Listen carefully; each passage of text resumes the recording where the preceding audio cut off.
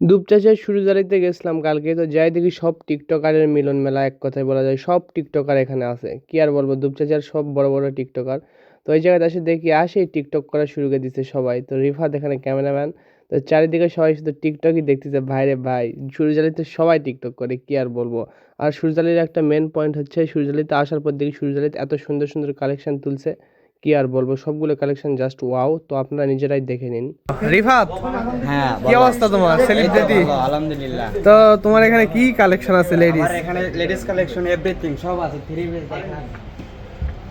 তো এগুলা three piece কিরকম, মানে এগুলা থ্রি পিস দামে কম মানে ভালো। ওকে, শুরুজালি সরোজালি সুপার শপ, দামে কম মানে ভালো। দামে কম মানে ভালো।